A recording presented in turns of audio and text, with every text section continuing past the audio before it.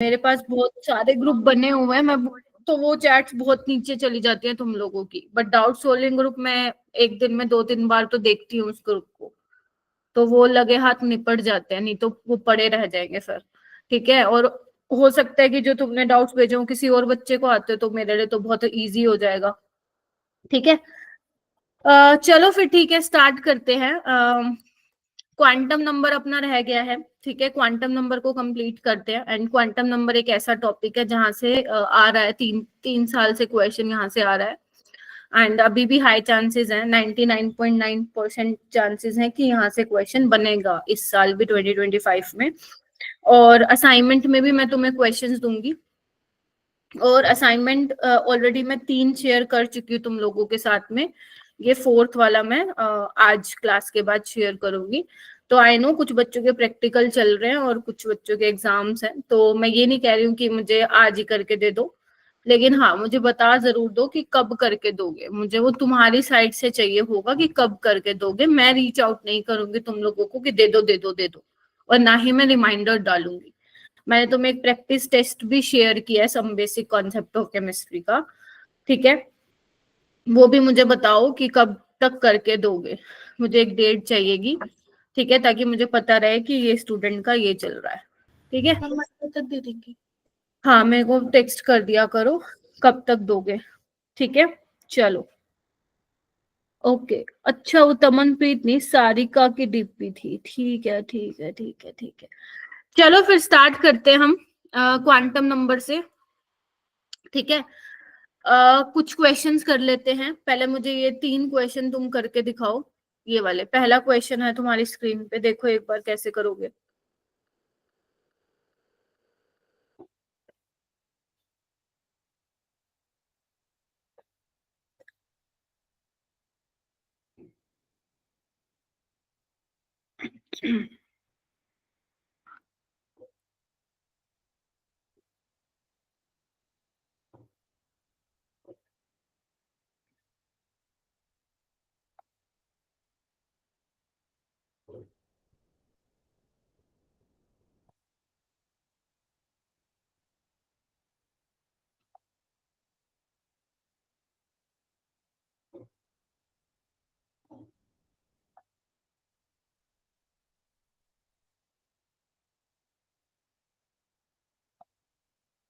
हाँ तमनप्रीत बताओ।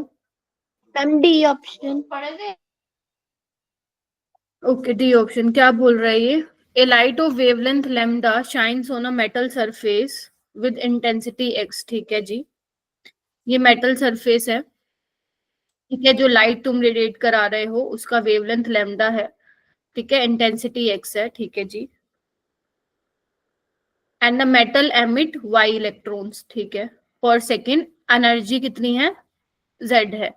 तो what will happen to Y and Z if X is double? X क्या है? इंटेंसिटी। तो इंटेंसिटी डबल होगी तो इंटेंसिटी पे कौन डिपेंड करता है कि कितने फोटो इलेक्ट्रॉन्स का एमिशन होगा? बिकॉज इंटेंसिटी है क्या आप लोगों का? नंबर ऑफ फोटोन्स ही है। तो जितना ज्यादा आप फोटोन्स डालोगे उतना क्या होगा? फोटो इलेक्ट्रॉन्स एमिट होंगे। बोलो हाँ या ना। Yes ma'am. तो अगर तुम x को डबल कर रहे हो तो y भी डबल होगा। देखो कहाँ पे y विल रिमेन सेम, गलत। y will double, both y and z will be double and y will be double. Okay, z क्या होगा? एनर्जी का तो कोई लेना देना नहीं है, बताओ। Yes ma'am. तो अगर तुम x को इंटेंसिटी को डबल करोगे तो z जो तुम्हारी एनर्जी है वो will remain same. Very good. ठीक है, तो ये बनता है। तुम्हें याद है जो मैं फोटो इलेक्ट्रिक इफेक्ट से कल तुम्हें वो क्वेश्चंस करा रही थी? गुड इवनिंग मुस्कान। वो नहीं करा रही थी मैं तुम्हें क्वेश्चन? मैंने बोला था इनमें से कौन सा कितने मेटल्स में फोटो इलेक्ट्रिक इफेक्ट नहीं होगा। मैं कह रही थी वो नीट में आएगा, वो आज जेई के फर्स्ट शिफ्ट में आ गया था। वही सेम क्वेश्चन यूं का यूं कॉपी पेस्ट स्टेटमेंट आया था उसमें कि इनमें से कौन से मेटल जो है फोटो इलेक्ट्रिक इफेक्ट शो नहीं करेंगे। तो अपन क्रैश कोर्स के टाइम पे करेंगे जेई वाले क्वेश्चंस भी, क्योंकि पेपर में आने के चांसेस रहते हैं। ये वाला क्वेश्चन लगाओ। देखो ये काफी अच्छा क्वेश्चन है, थोड़ा सा कंसेप्चुअल है, समझने की कोशिश करना। देखो एक बार बेटा, suppose that A hypothetical atom है, कोई हाइपोथेटिकल कोई भी इन्होंने लिया हुआ है, वो red, green, blue and violet line spectrum दे रहा है. Which jump according to figure would give off the red spectral line. समझे हो क्या बोल गया वो? कौन सा जंप जो है अकॉर्डिंग टू फिगर हमें रेड स्पेक्ट्रल लाइन देगा, ये तुम्हें बताना है. हो गया क्या तनिष्का ये? Yes, ma'am. अच्छा, ये तुमने कहीं पढ़े हैं क्या, या मैंने शायद लास्ट ईयर भी कराया था ऐसा क्वेश्चन? चलो अच्छी थोड़ा बात है, हो रहा है तो बहुत बढ़िया है. करो करो, ट्राई करो सारे बच्चे. ट्राई करो.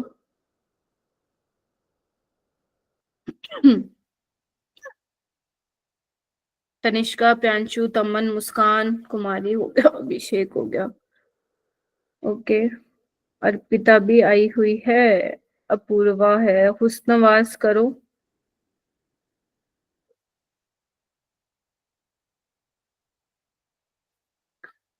हाँ अभिषेक, क्या लग रहा है?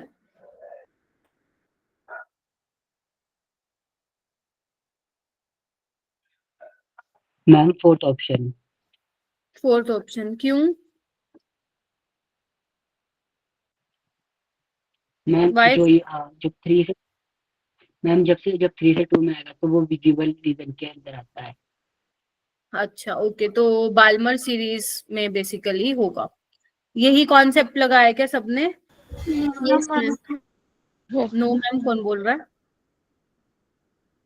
हाँ बोलो बोलो, क्या लगाया है फिर इसके अलावा? मुझे नहीं लगा कि जैसे रेड लाइट दे रखी है तो उसका मतलब वेवलेंथ सबसे ज्यादा होनी चाहिए तो एनर्जी कम होगी. हम्म.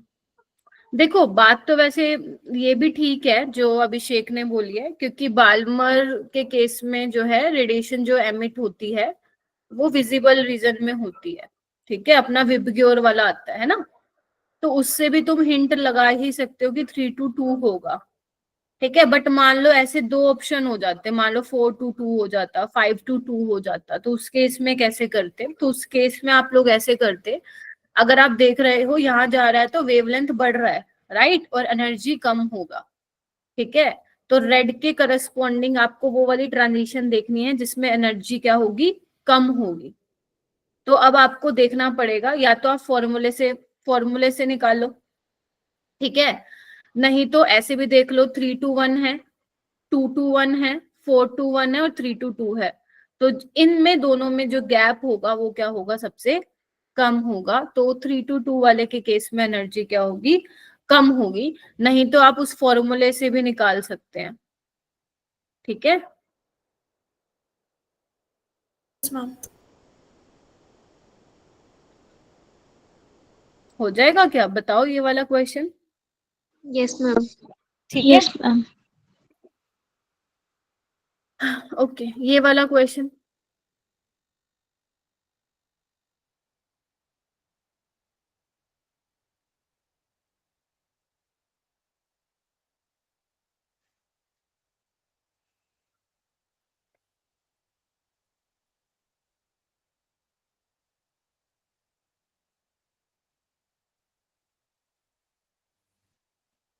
बेटा थोड़ा सा टाइम पे आया करो आप लोग, जो बच्चे लेट आ रहे हैं. शिक्षा, गुड इवनिंग, थोड़ा सा जल्दी आया करो भाई. गिरिजा, आप अभी आई हो? Yes, ma'am. ठीक है, जल्दी थोड़ा सा टाइम पे आया कीजिए. ठीक है, तो मेरे ऑलमोस्ट सभी बच्चे आ गए हैं, वेरी गुड. भाई तुम लोग 8:45 वाली क्लास में भी आया करो. चलो, क्या लग रहा है? डिसोसिएशन एनर्जी दे रखी है, देखो जी इधर आओ. यानी कि बोल रहे हैं कि जो H2 का मॉलिक्यूल है इसको ब्रेक करने के लिए वी हैव टू सप्लाई इतने अमाउंट ऑफ एनर्जी. ठीक है जी, चलो. फिर उसके बाद वो क्या बोल रहा है, if H2 is expose to a radiation of wavelength. भाई साहब कितने की वेवलेंथ भेजी है उन्होंने, 253.7 नैनोमीटर की भेजी है. तो वो पूछ रहे हैं कितनी रेडिएंट एनर्जी कन्वर्ट हो जाएगी काइनेटिक एनर्जी में. तो क्या करें, पहले तो इससे लैम्डा दे रखा है, एनर्जी निकाल ले, जो रेडिएशन फॉल करी है उसकी एनर्जी कितनी है, बोलो क्या कहते हो, क्या कहते Yes, हो? ma'am. Yes, ma'am. तो इलेक्ट्रॉन वोल्ट में निकालोगे ना, तो फिर तुम्हें देखो, अगर तुम मान लो ये वाला फॉर्मूला लगाते हो, इलेक्ट्रॉन वोल्ट में निकालते हो तो 1240 बाय लैम्डा नैनोमीटर में होता है, यही कर लगाते हो तुम 1240 by lambda in nanometer, right. तो अगर तुम ये पुट कर रहे हो ना यहाँ पर, ये पुट कर रहे हो, तो फिर तुम्हें उसको कन्वर्ट करना पड़ेगा जूल में, क्योंकि 1 इलेक्ट्रॉन वोल्ट होता है 1.6 इंटू 10⁻⁻19 जूल, ठीक है, क्योंकि ये हमें उसमें दे रखा है किलो जूल में।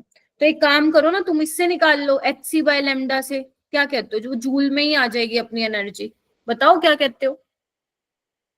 Yes ma'am. है ना, तो h कितना है, मैं ये पूरा सोल्व नहीं कराऊंगी, कॉन्सेप्ट बता रही हूँ कैसे सोल्व करना है इस टाइप के क्वेश्चन को। तो h तुम्हें दे रखा है, मतलब h हमें मालूम ही होता है 6.63 ले लो इंटू 10⁻⁻13 34 जूल सेकेंड, ये तुम्हें मालूम है 3 इंटू 10⁻⁻ मीटर पर सेकेंड, और लैम्डा तुम्हें मालूम है 253.7, तुम इसको 254 लेके कर लेना सोल्व, इंटू 10⁻⁻9 मीटर, मीटर से मीटर गया, सेकेंड से पर सेकेंड गया, your answer will be in joule. Clear है। अब यहाँ पे जो डिसोसिएशन एनर्जी है, इसको ब्रेक कराने के लिए जो तुम्हें एनर्जी देनी पड़ेगी वो किलो जूल पर मोल में देनी पड़ेगी। अब तुम्हें इसको जूल में कन्वर्ट करना पड़ेगा, तो 430 इंटू 0.53 इंटू 10⁻³ जूल पर मोल, बोलो, क्योंकि ये मैं जूल में निकाल रही हूँ ना, जो तुमने इंसिडेंट जो इंसिडेंट एनर्जी है वो तुमने जूल में निकाली है। Getting my point. अब हमें पर मोल नहीं चाहिए, तो मैं क्या करूं, एवोगैड्रो नंबर से डिवाइड करना पड़ेगा, बोलो। Yes ma'am. अब मेरी ये पर मोलिक्यूल निकल गई है। Getting my point. अब देखो ध्यान से सुनो, जो तुम रेडिएशन फॉल करा रहे हो उसकी एनर्जी तो ये आ गई, और डिसोसिएट करने के लिए इतनी चाहिए, तो मैं अगर ई में से ये वाली एनर्जी माइनस कर दूं तो क्या मेरे पास जो बच जाएगी एनर्जी वो काइनेटिक एनर्जी नहीं बच जाएगी। ध्यान से देखो। Yes ma'am. Yes ma'am. देखो आप जो एनर्जी फॉल करा रहे हो, ठीक है, टोटल उतनी एनर्जी दे रहे हो, उसमें से माइनस उतनी खत्म हो गई जितनी उसको तोड़ने के लिए चाहिए, जो बाकी जो बची होगी that will convert into kinetic energy, बोलो। Yes ma'am. ठीक है, लेकिन परसेंट कैसे निकालोगे, परसेंटेज क्या निकालते हैं, ई माइनस ये किया जो बेसिकली आया तुम्हारा फाइनल निकल के, डिवाइड में इंसिडेंट एनर्जी इनटू 100, तो ये तुम्हारा क्या आ जाएगा, वो परसेंटेज एनर्जी का जो कन्वर्ट हुआ है काइनेटिक एनर्जी में। ठीक है, तो ये अप्रोच रहेगी। अब मैम ये नीट में आ सकता है, बिल्कुल आ सकता है, लेकिन वो थोड़ा सा कैलकुलेशन को आसान करके दे देंगे, तुम्हें मैंने पहले ही बोला है नीट में जो मैं कॉन्सेप्ट पढ़ा रही हूँ उसमें से सब कुछ आ सकता है। रही बात कैलकुलेशन की, या तो वो देगा लेंदी कैलकुलेशन, तो सेक्शन बी में जाएगा वो क्वेश्चन, वो देखते ही छोड़ देना, वो तुम लोगों के लिए नहीं बना है। ठीक है, उस पे बर्बाद नहीं करना है टाइम। ठीक है, अगर मान लो ये सेक्शन ए में आता है सवाल, तो फिर वहां पे वो कैलकुलेशन थोड़ी सी आसान करके देगा ताकि वो आप कर पाओ। बट अगर मान लो सेक्शन ए में भी ऐसा क्वेश्चन आ रहा है जिसकी कैलकुलेशन लेंदी है, तो इट मींस एग्जामिनर आपको इंडिकेशन दे रहा है कि वो क्वेश्चन छोड़ो और आगे बढ़ो। वैसे ही तुम लोगों का टाइम मैनेजमेंट में काफी प्रॉब्लम चल रहा है, समझ रहे हो। हाँ पूर्वा। मैम ये ई माइनस के बाद क्या लिखा है? डीई लिखा है मैंने, डिसोसिएशन एनर्जी। Okay ma'am. ठीक है, निकाल लोगे तो ये एक अनोखी, मैंने पढ़ाया भी नहीं शायद, ऐसा क्वेश्चन अपन ने नहीं किया था, बट यस ऐसा कॉन्सेप्ट अपन ने फोटो इलेक्ट्रिक इफेक्ट में देखा था। ठीक है, तो ये वैसे होगा क्वेश्चन, इसका आंसर तुम देख लेना कितना आ रहा है। नमस्ते सुजल। चलूं आगे, मुझे बताओ, कंफर्म करो चलूं कि नहीं चलूं। Yes ma'am. Yes ma'am. चलो अब हम एकदम वो कहते हैं बेल्ट बांध लेते हैं, सीट बेल्ट, और फटाफट से क्वांटम नंबर की जो जो इंपॉर्टेंट चीजें हैं उसको लिस्ट आउट करते हैं, जो जो हमारे लिए इंपॉर्टेंट है, क्योंकि उसके बाद क्वेश्चन बहुत सारे करने हैं और मैंने करवाने हैं। ठीक है जी, चलो सबसे पहले बात आती है स्क्रोडिंजर वेव इक्वेशन से। जो आपकी स्क्रोडिंजर वेव इक्वेशन है, जिसने भी मेरे से ये पढ़ा होगा तो मैंने बोला होगा ये बहुत ही भयंकर इक्वेशन है बेसिकली। ठीक है, इसको आपको बिल्कुल भी डिटेल में नहीं पढ़ना होता स्क्रोडिंजर वेव इक्वेशन को। इसमें सिर्फ आप लोगों को ये मालूम, हाँ बहुत ही खतरनाक है भाई, मास्टर्स में मेरी खुद हालत खराब हो गई थी। यही रीजन है मैंने फिजिकल स्पेशलाइजेशन नहीं ली थी, ऑर्गेनिक स्पेशलाइजेशन ली थी, क्योंकि अगर फिजिकल केमिस्ट्री स्पेशलाइजेशन लेती तो उसमें क्वांटम मैकेनिक्स की एक अलग सी बुक थी। ठीक है, मैंने क्या रहने दो, अभी नहीं करते हैं। ठीक है, तो स्क्रोडिंजर वेव इक्वेशन की क्या इक्वेशन है ये तुम लोगों को मालूम होनी चाहिए। जो आपका वो आता है ना लाइक ऑर्बिटल, एस का जो शेप होता है वो स्फेरिकल होता है, पी का डंबल होता है, डी का डबल डंबल होता है, वो स्क्रोडिंजर वेव इक्वेशन से सॉल्यूशन निकल के आता है। फिर वो हम बताते हैं कि इसकी शेप ऐसे क्यों है। ठीक है, इवन जो आप principal quantum number, azimuthal quantum number, magnetic quantum number पढ़ते हो ना, वो स्क्रोडिंजर वेव इक्वेशन की हेल्प से ही आप फाइंड आउट कर सकते हो। ठीक है, तो आपका क्या इक्वेशन होता है यहाँ पे, करली स्क्वायर साई बाय करली एक्स स्क्वायर। ये इक्वेशन याद रखनी है बस तुम लोगों को, वैसे चांसेस कम है वो इक्वेशन पूछे, बट यस याद करनी है तुम्हें। Curly square psi by curly y square plus curly square psi by curly z square, ठीक है, plus 8 pi square m by h square E minus V psi is equal to 0। ये है तुम्हारी Schrödinger wave equation. इसको पूरा solve करते हैं, तुम्हें दिख रहा है डेरिवेटिव है, कर्ली पार्शियल डेरिवेटिव्स, जैसे तुम पढ़ते नहीं हो d y by d x maths में पढ़ते हो। ठीक है, तो ये पूरे इनके डबल डेरिवेटिव्स होते हैं, फिर ये इनको सोल्व कर करके एक पूरा हमारा सॉल्यूशन आता है। ठीक है, तो बेसिकली इसमें एक्स वाई जेड क्या है तुम्हारे, एक्स वाई जेड तुम्हारे कोऑर्डिनेट्स हैं। ठीक है, लिखते जाओ क्या क्या है। एम तुम्हारा क्या है, मास ऑफ इलेक्ट्रॉन है। साई क्या है, वेव फंक्शन है, वेव फंक्शन है। और एच तुम्हें पता ही है, प्लैंक्स कांस्टेंट है। ठीक है, और ई क्या है, टोटल एनर्जी ऑफ इलेक्ट्रॉन है मेरा बेटा। और वी क्या है बेटा, पोटेंशियल एनर्जी ऑफ इलेक्ट्रॉन है। ठीक है, अब जो आपका ये है मेरा बेटा, इधर देखो, जो आपका वेव फंक्शन है इसका कोई फिजिकल सिग्निफिकेंस नहीं होता है।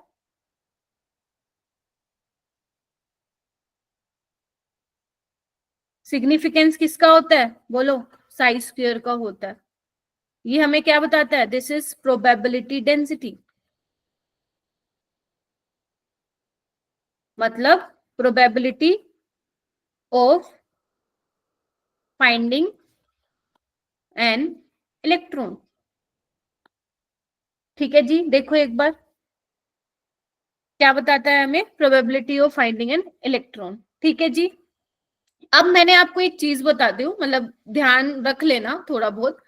मैंने बोला, अभी मैंने एक लाइन बोली थी कि principal quantum number, azimuthal quantum number and magnetic quantum number आप स्क्रोडिंजर वेव इक्वेशन की हेल्प से निकाल सकते हो, उसका सॉल्यूशन देता है ये।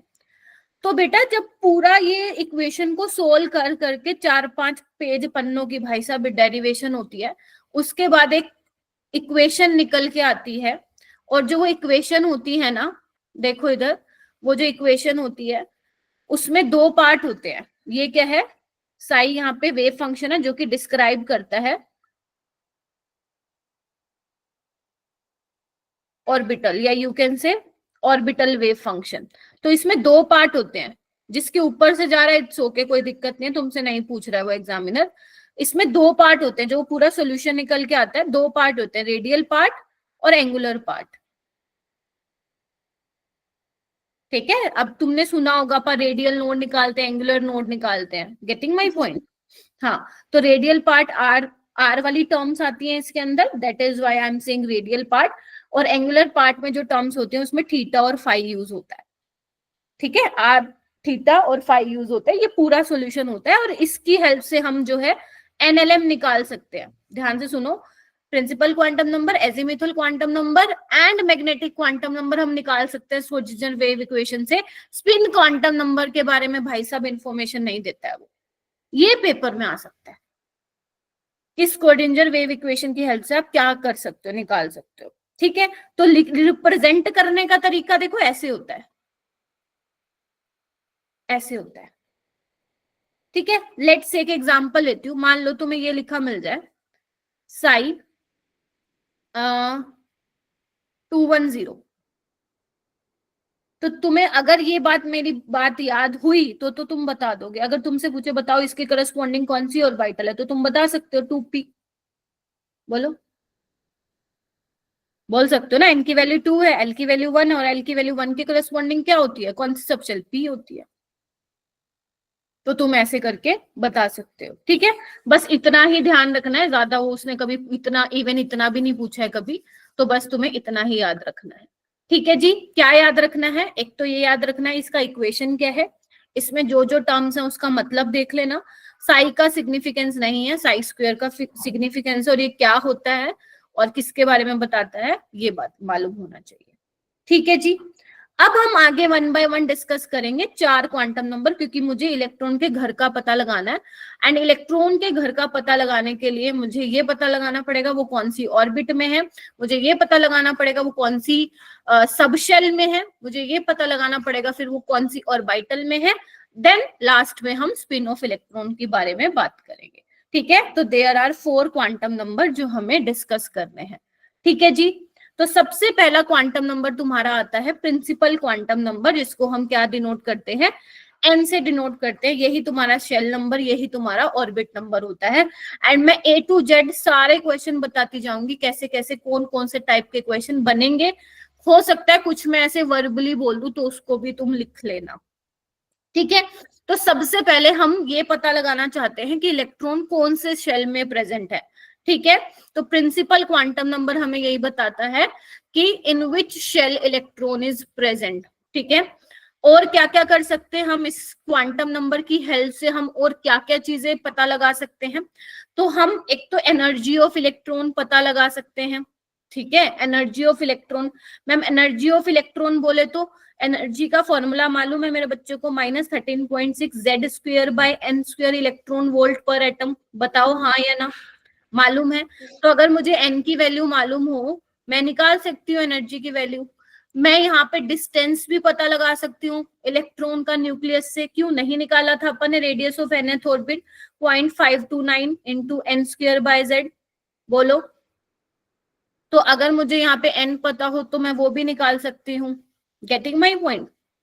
और इसकी वैल्यूज क्या हो सकती है, 1 2 3 4 अप टू सो ऑन। और आपको ये भी पता होना चाहिए जो k वाली शेल होती है वो 1 के करस्पॉन्ड होगी, ये l, ये m और ये n, ठीक है। ये वाली चीज क्लियर है जितनी मैंने बोली है। जहां पे भी क्लियर ना हो मेरे को रोक देना, क्योंकि आज 1.5 घंटा बैठ के यही पढ़ना अपने को। मैं पूरा 8:30 छोड़ूंगी तुम लोगों को आज, ठीक है जी।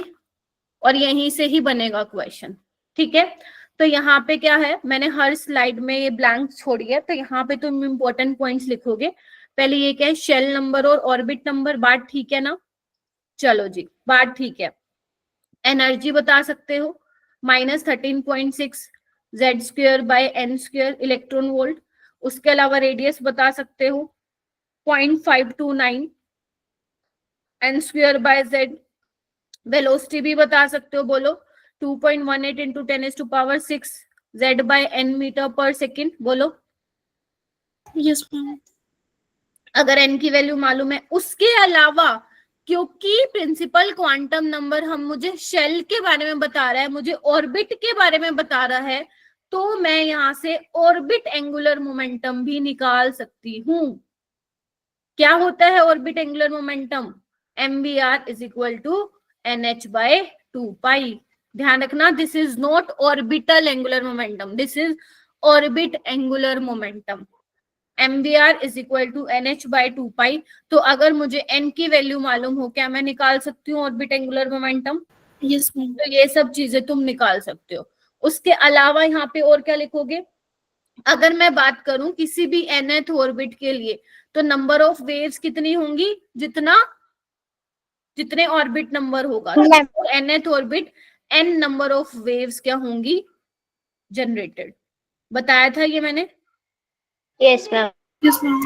चलो, इतना क्लियर है, इतना लिख लो, फिर मैं आगे चलूंगी। क्वेश्चंस अभी नहीं आएंगे, क्वेश्चंस थोड़ी से तुम्हें वेट करना पड़ेगा, तब क्वेश्चंस आएंगे, ठीक है।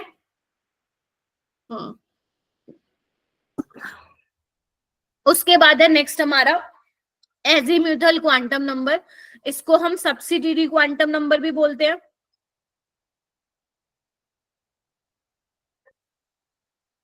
और इसको हम और क्या बोलते हैं, ऑर्बिटल एंगुलर क्वांटम नंबर, ठीक है, क्योंकि इससे हम ऑर्बिटल एंगुलर मोमेंटम भी निकाल सकते हैं, ठीक है। एल से डिनोट करते हैं इसको, जैसे उसको हम स्मॉल एन से करते थे, इसको हम स्मॉल एल से करते हैं। ये हमें क्या बताता है, ये हमें ये बताता है कि इलेक्ट्रॉन कौन से सब शेल में प्रेजेंट है। Principal quantum number tells us about the electron present in which shell, ये बताता है इलेक्ट्रॉन शेल के बारे में पता चलेगा। अब सब शेल में कौन से सब शेल में है इलेक्ट्रॉन, वो बताएगा। उसके अलावा ऑर्बिटल की ये शेप भी बताएगा हमें, ठीक है। ऑर्बिटल की शेप क्या है, जैसे एस की तुम्हें पता है स्फेरिकल है, पी की डम्बल, डी की डबल डम्बल होती है, ठीक है। उसके अलावा जो एल की पॉसिबल वैल्यूज होती है वो 0 to n-1 होती है मेरा बेटा, बात ठीक है क्या। अब n क्या है, प्रिंसिपल क्वांटम नंबर है। अगर मान लो यहाँ पे मैं n की वैल्यू क्या ले लूं, 1 ले लूं, तो क्या होगा, 0 ही आएगा। 2 ले लूं तो 1 आएगा, 0 to 1, समझ रहे हो मेरी बात। Yes ma'am. उसके अलावा तुम्हें पहले तो ये पता होना चाहिए कि अगर L की वैल्यू 0 है, 1 है, 2 है, 3 है, 4 है, तो उसके करस्पॉन्डिंग तुम्हारी कौन सी सबशेल होने वाली है। अगर 0 है तो S होगी, 1 है तो P होगी, 2 है तो D, 3 है तो F और ये G। बस यहाँ तक ही तुम्हें याद रखना है। S, P, D, F, G के करस्पॉन्डिंग L की कौन कौन सी वैल्यूज हैं, फिर से सुन लो। L जब 0 होगा तो S होगा सबशेल, 1 होगा तो P, 2 होगा तो D, 3 होगा तो F, 4 होगा तो G। वैसे 3 तक ही एग्जामिनर पूछता है, आगे वो नहीं जाता है, ठीक है जी। ओके, इसके बाद एक नोट करके लिखो, पॉइंट लिखो सारे बच्चे। For a given value of n लिखो, for a given value of n, ठीक है, नंबर ऑफ सबशेल कितने होंगे, उसी के बराबर होंगे।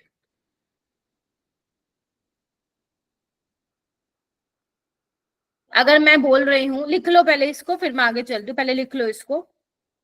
लिख लिया। जैसे अगर मैं बोलो, मान लो मैं बोलती हूँ बेटा n की वैल्यू 2 है, तो उसके करस्पॉन्डिंग जो नंबर ऑफ सबशेल होंगे वो कितने होंगे, बोलो 2 ही होंगे। कौन कौन से होंगे अब तो तुम्हें पता भी है ये, क्योंकि तुम काफी टाइम पहले पढ़ चुके हो ये। 2s और 2p, बोलो। Yes ma'am. Yes ma'am. उसके अलावा अगर मैं बोल रही हूँ n की वैल्यू 3 है, तो नंबर ऑफ सबशेल कितने होंगे, नंबर ऑफ सबशेल बोल रही हूँ, l की वैल्यू नहीं बोल रही, ध्यान से सुनना मैं बोल क्या रही हूँ। 3 ही होंगे, 3s, 3p, 3d। क्लियर है। अच्छा, तो अगर 2s है तो इसमें n की वैल्यू 2 है, जो s से पहले लिखा हुआ है वो क्या इंडिकेट कर रहा है, वो इंडिकेट कर रहा है तुम्हारा प्रिंसिपल क्वांटम नंबर, ठीक है। और s के लिए l की वैल्यू 0 होगी, p के लिए l की वैल्यू 1 होगी। Getting my point. ऐसे इसमें l की वैल्यू 0, 1, 2। इतना क्लियर है, बोलो। Yes ma'am. एक और पॉइंट करके लिखो, नोट करके लिख लो, स्टार करके रख लो, तुम्हारी मर्जी है। n और l की वैल्यू सेम नहीं हो सकती।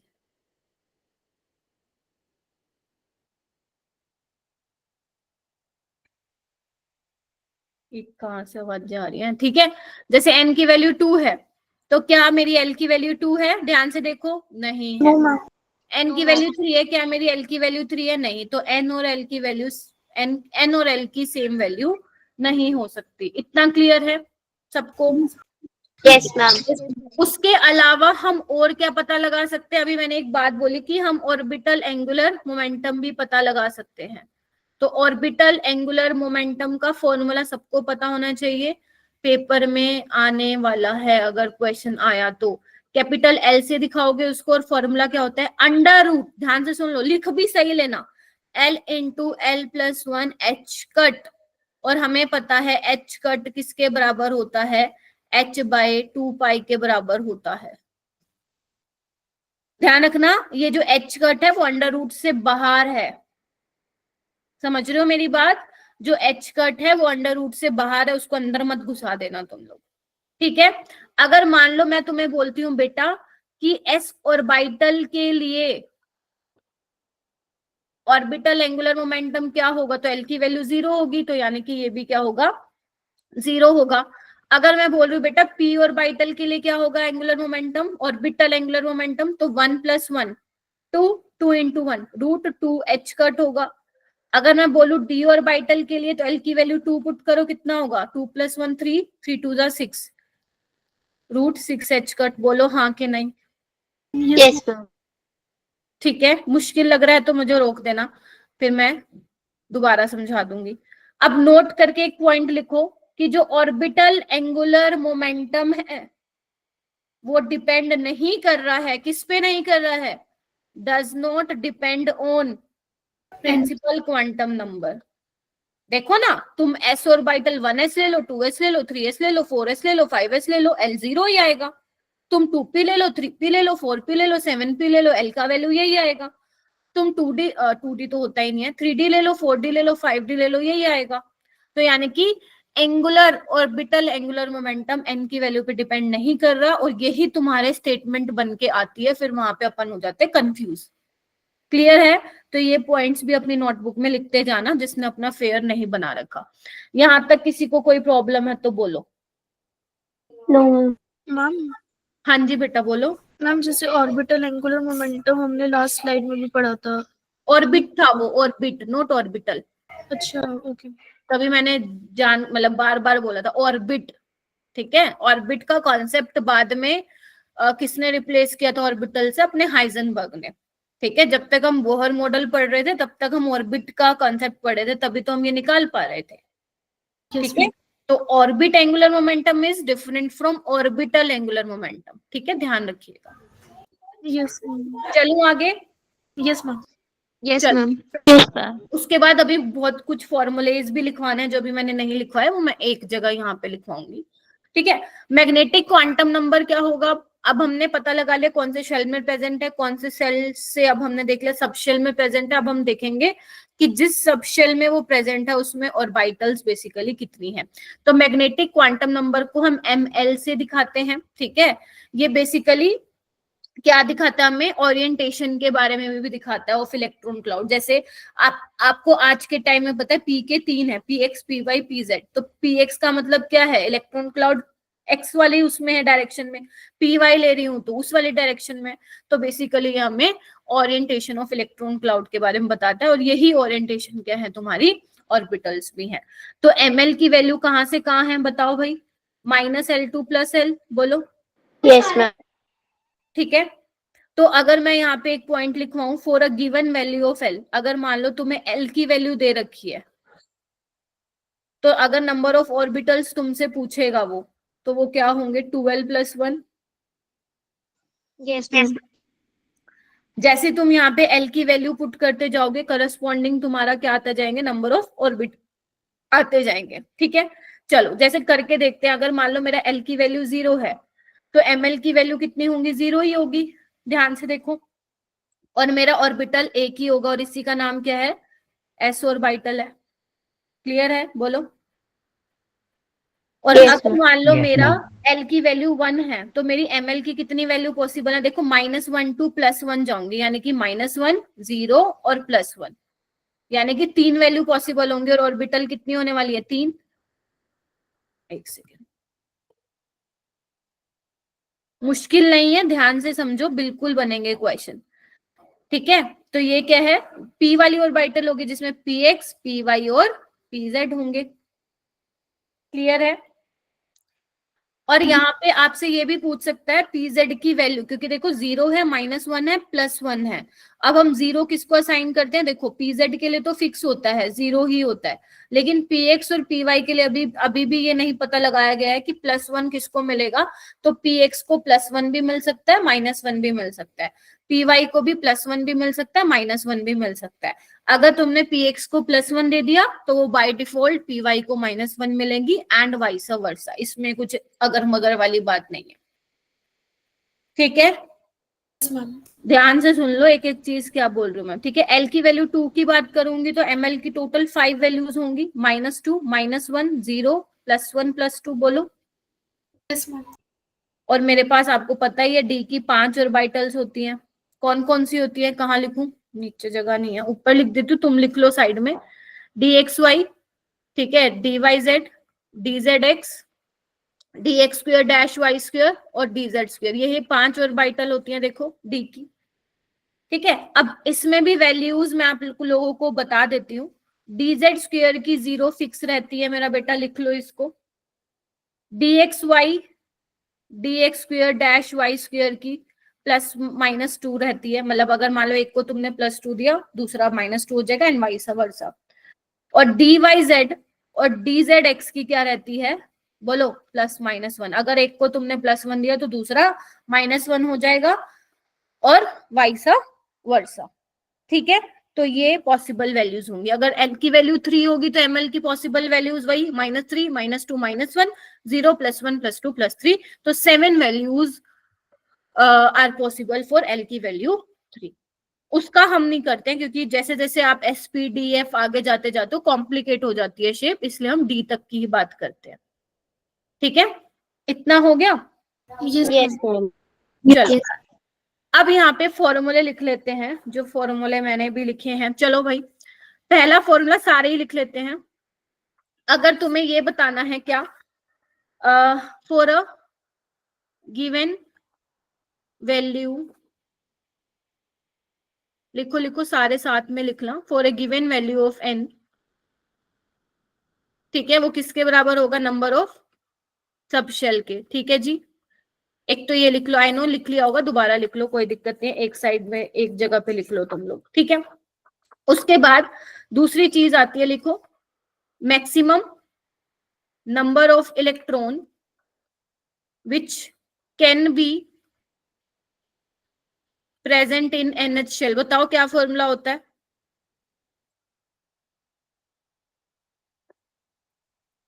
बताओ। अगर तुम्हें मान लो n की वैल्यू दे रखी है और नंबर ऑफ इलेक्ट्रॉन पूछे हैं, तो क्या करोगे, 2n²। Yes ma'am. ठीक है, काम आएगा ये। अगर मान लो वो तुमसे पूछ रहा है कि भाई साहब for a given value of n, अगर मान लो n की वैल्यू तुम लोगों को दे रखी है, तो नंबर ऑफ ऑर्बिटल्स कितने होंगे, n into n minus 1। नहीं n²। जैसे मान लो, लेट से मैं एक एग्जांपल करके भी दिखाती हूँ, मान लो तुम्हें n की वैल्यू 4 दे रखी है, तो 4 के करस्पॉन्डिंग आज के टाइम में तुम्हें पता है क्या कि कितने कितने होते हैं, 4s होता है, 4p होता है, 4d होता है और 4f होता है। Getting my point. Yes ma'am. तो यहाँ पे n² करोगे तो 16 आ जाएगा। 16 कैसे आएगा, s में एक ही ऑर्बिटल, इसमें 3 और इसमें 5 और इसमें 7, तो 7, 5, 12, 12 और 3 कितना हो गया, 15 और 1 16, ऐसे 16 आ गया। अगर तुम्हें नंबर ऑफ इलेक्ट्रॉन बताने हैं तो डबल कर दो, एक ऑर्बिटल में मैक्सिमम 2 इलेक्ट्रॉन, 2 यहाँ पे, 6 यहाँ, 10 यहाँ, 14 यहाँ, तो कितना हो गया ये 8, 8 और 10 18, और 18 और 14 कितना हो जाएगा तुम लोगों का, 32, 32। 32। और देख लो यहाँ पे अगर 4 पुट करोगे तो क्या आएगा, 32 ही आएगा। ठीक है, तो ऐसे करके आप निकाल सकते हो। एक एग्जाम्पल आप लिख लो ताकि क्लियर हो जाए। ठीक है, चलो चलूं आगे। चलो उसके अलावा और तुम्हें क्या ध्यान रखना है, चलो उसके अलावा अगर मान लो तुम्हें L की वैल्यू दे रखी हो, for a given value of L, तो यहाँ पे अगर नंबर ऑफ ऑर्बिटल पूछेंगे तो क्या होगा, 2l + 1, बोलो। और अगर मान लो तुमसे L की वैल्यू ही दे रखी हो और तुमसे क्या पूछ ले, maximum number of electron, 2 × 2l + 1। ये तुम्हें आवाज मेरे पीछे से आ रही है, मेरे कान आज ज्यादा ही बज रहे हैं, पता नहीं, समझ नहीं आ रहा। नहीं आ रही। पता नहीं, आज तक तो आई नहीं इतने सालों में। ठीक है, तो 2 × 2l + 1 हो जाएगा। ठीक है जी, बोलो। Yes ma'am. ये फॉर्मूला लिख लो, फिर मैं आगे चलती हूँ।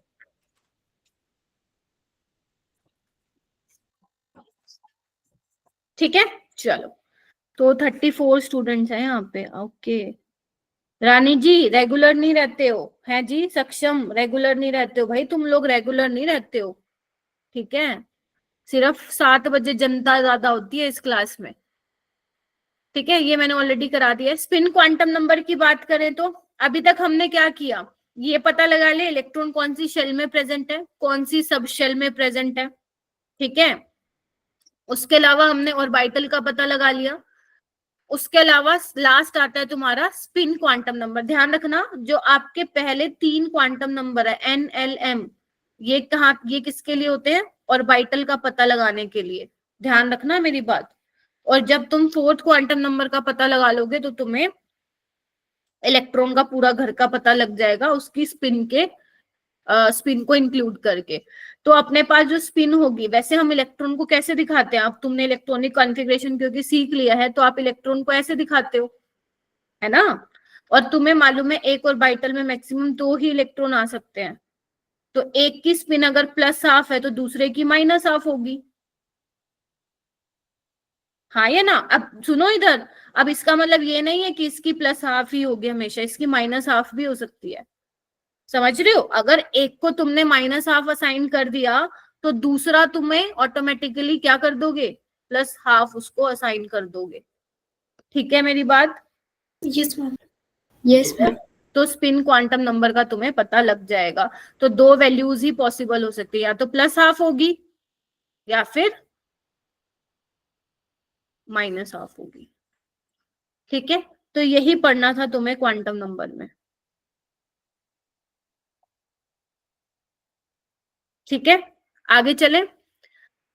I guess Yes, ma'am. Start हो गए हैं। चलो पहला क्वेश्चन करने की कोशिश करते हैं, और जो बाकी चीजें ऐड होंगी वो मैं क्वेश्चन में बताते हुए चलूंगी। अब वो कह रहे हैं इनमें से कौन सा orbital is the complete wave function represented by 410?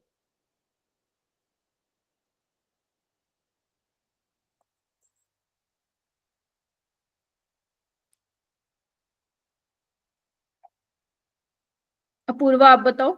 हुस्नवाज आप भी हैंड रेज कीजिए प्लीज। हाँ Apurva. C option. C option. Option 4P होगा। ठीक है, तो ऐसे डायरेक्ट वो तुमसे पूछ सकता है, तुम्हें मालूम होना चाहिए ये NLM की वैल्यू लिखी हुई है। ठीक है, और इसके अलावा एक चीज, हाँ एक चीज और लिख लो स्पिन क्वांटम नंबर में, जैसे अपना azimuthal quantum number orbital angular बताता है मोमेंटम, वैसे ही ये हमें स्पिन एंगुलर मोमेंटम बताता है। ये लिख लो, बताना भूल गई तुम्हें। फॉर्मूला क्या होता है? अंडर रूट में S into S plus 1 H cut, S into S plus 1 H cut. Ma'am ये S क्या होता है? N/2 होता है, और N क्या होता है? Number of unpaired electron. और तुम्हें अनपेयर्ड इलेक्ट्रॉन बखूबी निकालने आते हैं, डी ब्लॉक तुम पढ़ चुके हो, आता है ना? Yes ma'am. ठीक है, तो ये एक फॉर्मूला और आप लिख सकते हो सकता है उसमें आ जाए which of the following statements are true में, तो ये तुम्हें याद होना चाहिए। ठीक है, नेक्स्ट क्वेश्चन करते हैं मेरा बेटा, नीट के कर लेते हैं, फटाफट निपटा लेते हैं। तो पहला क्वेश्चन है how many electrons can fit in the orbital for which n is equal to 3 and l is equal to 1। ये बहुत इंपॉर्टेंट क्वेश्चन है, आधी जनता गलत करके आती है ये वाला क्वेश्चन।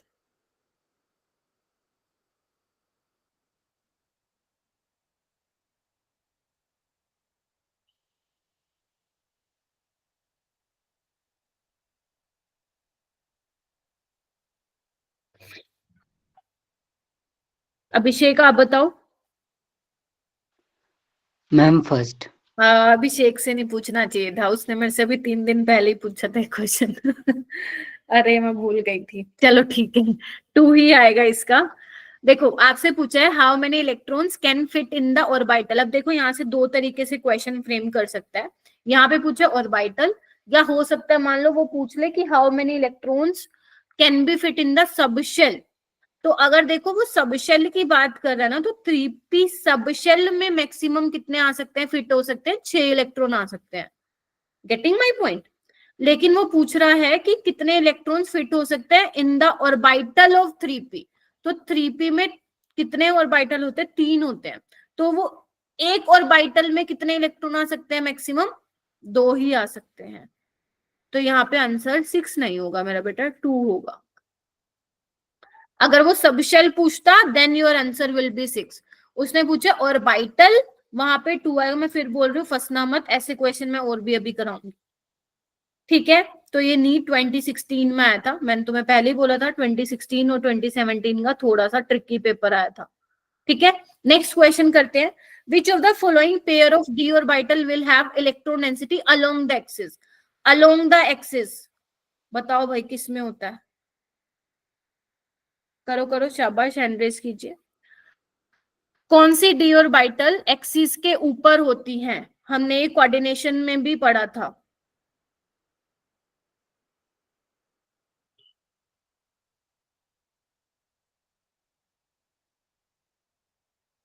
शाबाश, हैंड रेज कीजिए मेरा बेटा।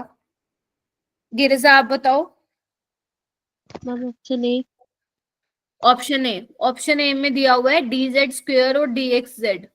वो तो नहीं होती गिरिजा, dz² और dxz तो नहीं होता मेरा बेटा। मैम अलोंग द एक्सिस पूछा है। हाँ, अलोंग द एक्सिस पूछा। अलोंग द एक्सिस कौन सी अपनी है जो मैंने ये बनाई है? ये dx² - y² बनाया है ये मैंने, अलोंग द एक्सिस है। और जो आपका dz² होता है वो भी z एक्सिस के अलोंग होता है, जिसको तुम डोनट शेप का बोलते हो। बाकी जितनी भी है ना dxy, dxz, dzx, वो इन बिटवीन द एक्सिस होती हैं। ठीक है, और इनको हम एक्सियल ऑर्बिटल्स भी बोलते हैं। लिख लो, लिखना चाहते हो तो। जो अलोंग द एक्सिस होती हैं उनको हम एक्सियल ऑर्बिटल्स भी बोलते हैं। पढ़ा था ना मैंने कोऑर्डिनेशन में जब हम CFT पढ़ रहे थे। और जो आपकी between the yes axis ma'am. होती हैं वो आपकी नॉन एक्सियल होती हैं ऑर्बिटल्स। ठीक है, ध्यान रखिएगा आप लोग। तो इसका आंसर क्या आ जाएगा? अपना सी ऑप्शन आ जाएगा। ठीक है गिरिजा, चलो बाकी सबको क्लियर है? थम्स अप देते रहो, और जहां पे भी डाउट आ जाएगा वहां पे रोक देना मेरे को। चलो नेक्स्ट क्वेश्चन करो। दो electron occupying the same orbital are distinguished bye.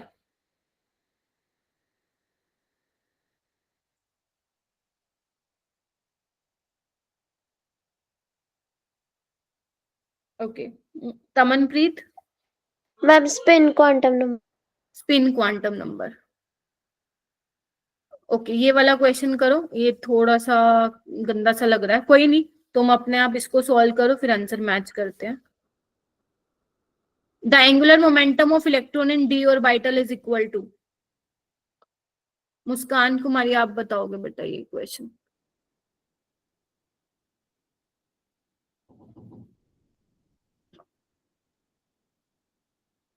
इसके ऑप्शन में गंदे क्यों लिखे हो? मेरे को ही नहीं समझ में आ रहे।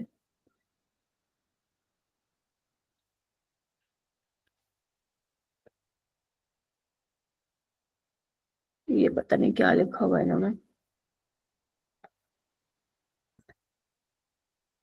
निकाल के देखो डी ऑर्बिटल में। पहले तो फॉर्मूला लगाओ सारे। मैम ऑप्शन नहीं है। ऑप्शन ही नहीं है। 6 को और क्या लिख सकते हो तुम लोग? मैम रूट में आया। हाँ जी, रूट में आया मैम।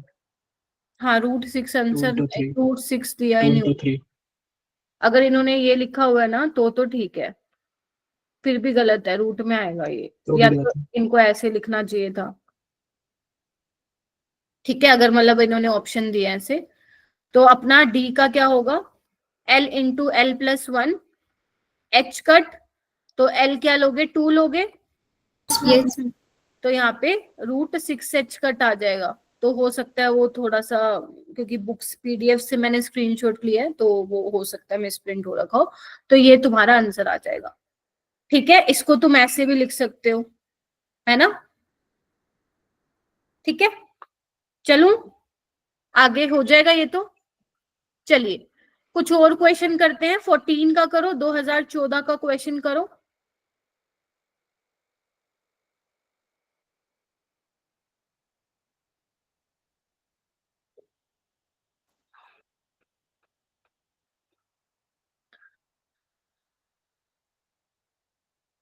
शाबाश, और जिसका हो जाए वो नीचे वाला भी कर सकता है।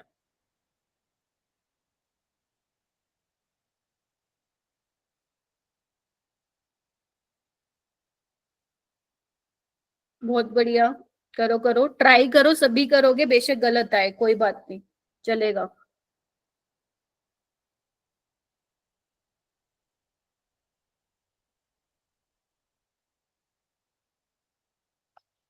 शिक्षा आप भी ट्राई करो बेटा।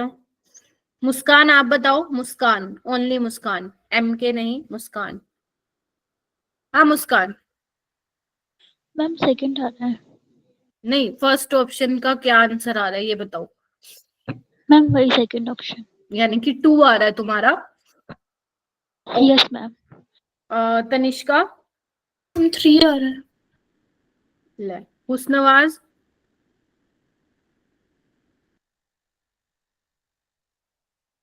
वन आ रहा है। सारे अलग अलग बोल रहे हो भाई, इधर आओ। 4 रह गया। 4 रह गया, मैं बोल देती हूँ 4 फिर।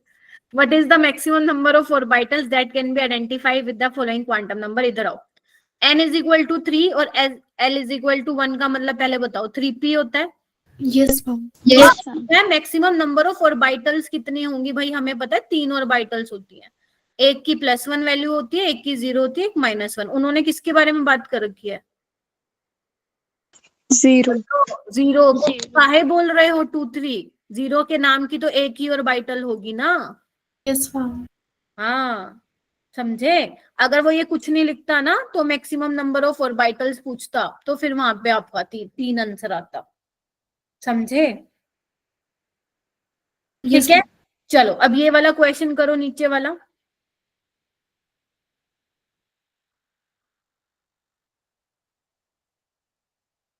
साक्षी, गौतम, आप बताओ।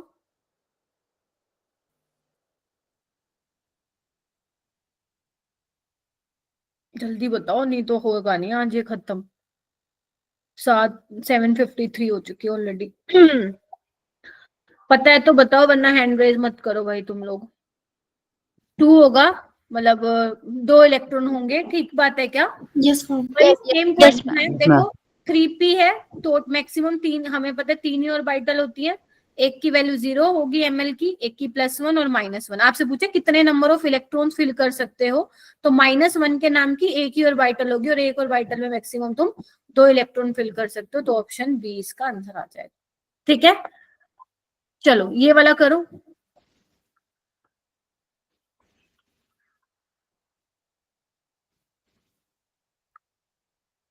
ये सेम क्वेश्चन 2012 का जेई 2024 अप्रैल शिफ्ट में आया था। सेम कॉपी, एक शिफ्ट में पोटेशियम का पूछा हुआ है और एक शिफ्ट में रुबिडियम का पूछा हुआ है।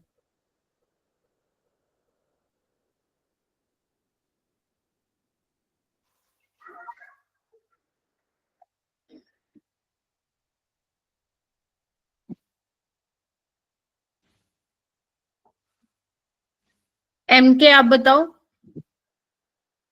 मैम यहाँ पे एन की वैल्यू 3 और एन की वैल्यू 4 गिवन है, तो ये 4f हो जाएगा, और f में 7 ऑर्बिटल्स होते हैं, तो टोटल इलेक्ट्रॉन हो जाएंगे 14।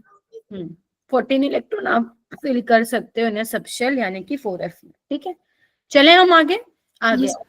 नेक्स्ट Yes, करो। आपको correct set of 4 quantum number बताने हैं, मतलब NLMS ये बताने हैं आपको। किसके लिए? रुबिडियम के लिए। 37 है उसका।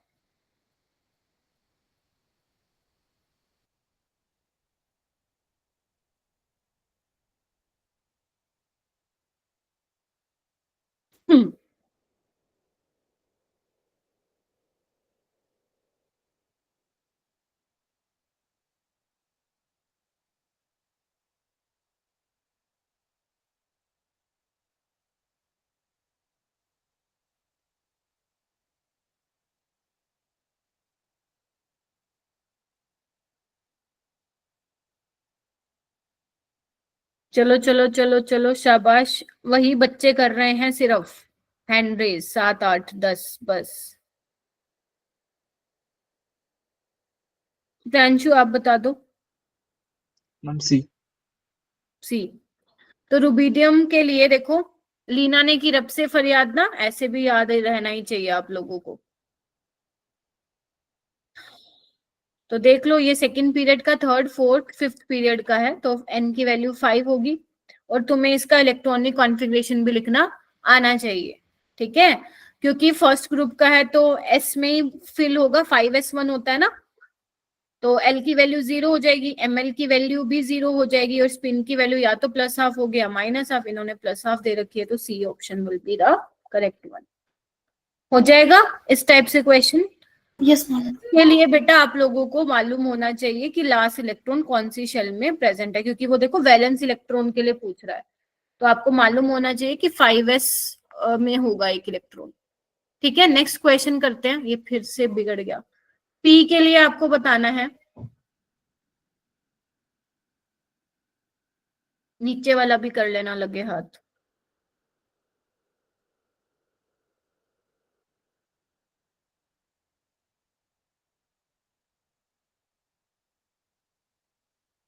भाई क्लास लीव करके नहीं जाओगे कोई भी, भाग जाते हो सारे।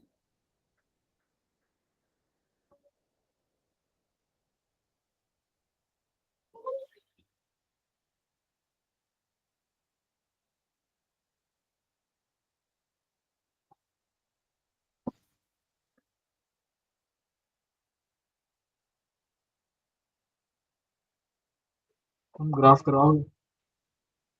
यस, वो भी बताना है अभी।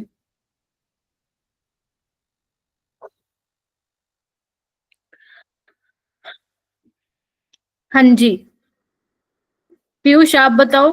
ऋतिक ये क्या मतलब, कुछ बैठे हो आराम से भाई, ये तो बता दिया अभी मैंने बताया। पीयूष आप बताओ। Ma'am first option. हाँ तो बोलो ना, हैंड रेज ही तो करना है तुम लोगों को, रजाइम में से हाथ ही निकालना भाई बस। ठीक है, 1 × 1 + 1 h कट होगा। ठीक है, तो क्या होगा ये √2 h/2π। अब देखो ऐसा ऑप्शन मुझे दिख नहीं रहा है, तो इसको देखो, इसको रीअरेंज करके लिखा हुआ है इन्होंने। यस 2 को मैम। तुम √2 × √2 लिख सकते हो, राइट। तो एक √2 से एक √2 हटा, तो ऑप्शन आ जाएगा तुम्हारा ए वाला। ठीक है, नेक्स्ट क्वेश्चन करो। Number of atomic orbital for in a fourth energy level. अब n की वैल्यू तुम्हें दे रखी है, तो उसके करस्पॉन्डिंग ऑर्बिटल्स का फॉर्मूला लगा दो, डायरेक्ट क्या आएगा? n² 16। 8। 8 नहीं मेरा बेटा, 16। Yes ma'am 16। 16 होगा ना। और मान लो तुम फॉर्मूला भूल गए वहां पे, तो तुम्हें पता है 4s 4p 4d 4f होता है, तो इसमें 7 ऑर्बिटल्स होंगी मैक्सिमम, इसमें 5, इसमें 3, इसमें 1, तो तुम ऐड करके भी निकाल सकते हो। ठीक है, चलो ये वाला क्वेश्चन करो।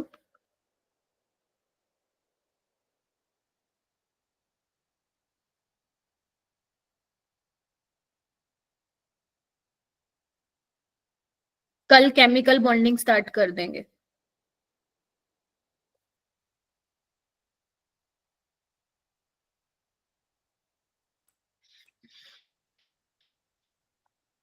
आपको बताना है कौन सा set of quantum number possible नहीं है। ध्यान से देखो वैल्यूज को।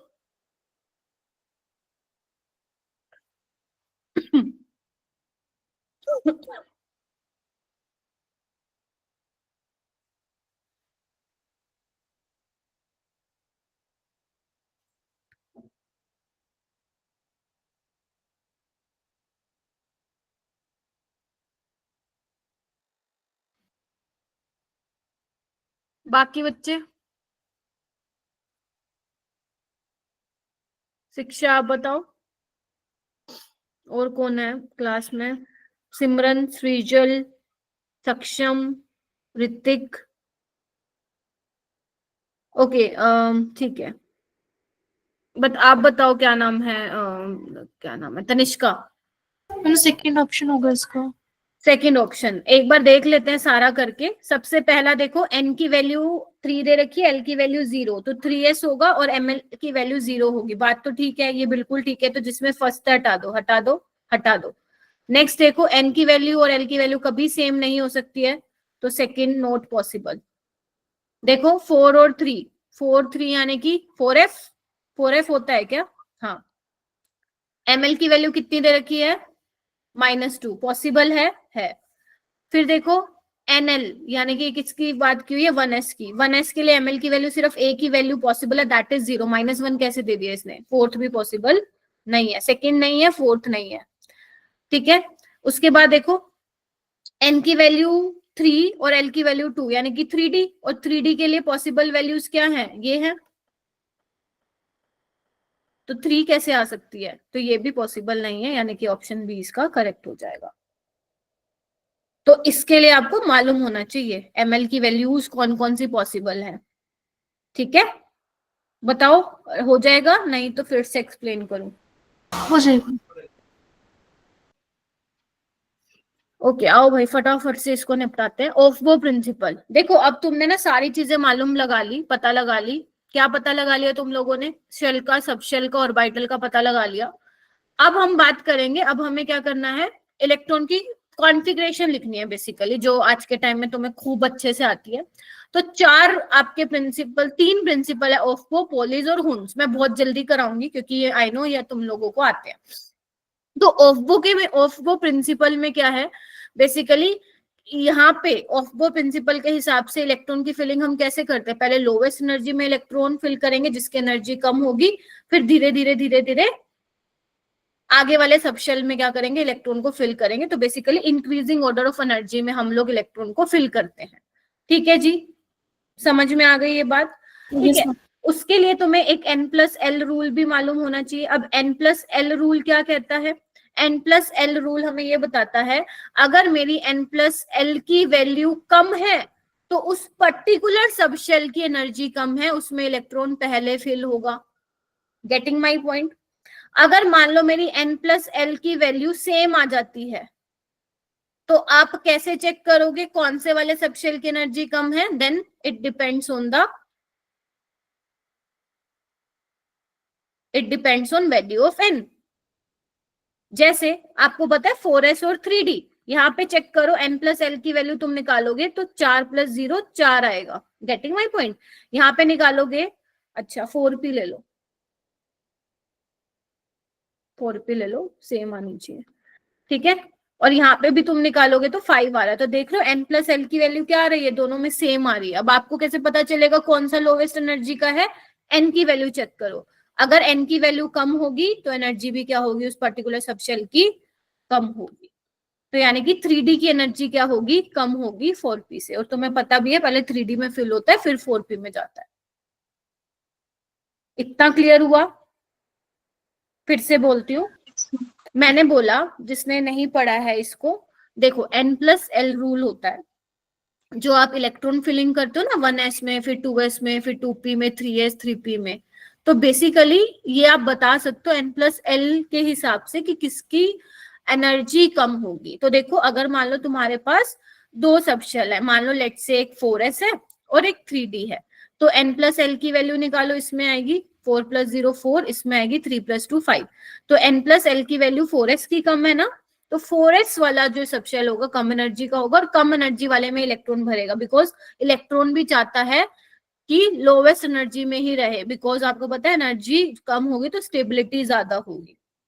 ठीक है, पढ़ाया था ना तुम्हें मैंने Bohr model of hydrogen spectrum. जितनी एनर्जी कम होगी ना वो न्यूक्लियस के पास होगा, तो एनर्जी की वैल्यू उतनी नेगेटिव आ रही थी, और मैंने बताया था उसका मतलब क्या है, वो टाइटली बाउंड है टुवर्ड्स न्यूक्लियस। ठीक है, और अगर मान लो n+l की वैल्यू सेम आ गई तो n की वैल्यू जिसकी कम होगी उसकी एनर्जी कम होगी। ठीक है जी, ठीक है। जैसे देखो इस पे एक क्वेश्चन करके देखो एक बार, ये तुम ध्यान से देखो, 4 क्वांटम नंबर दे रखे हैं, ये नीट 2024 का क्वेश्चन है बाय द वे, जो री एग्जामिनेशन हुआ था। ये आपके 4 वो दे रखे क्वांटम नंबर। ठीक है, आपको correct decreasing order of energy लगानी है, सेम फॉलो करोगे n+l रूल से। निकालना एक बार, ये l है बेटा, I नहीं है, निकाल करके देखो।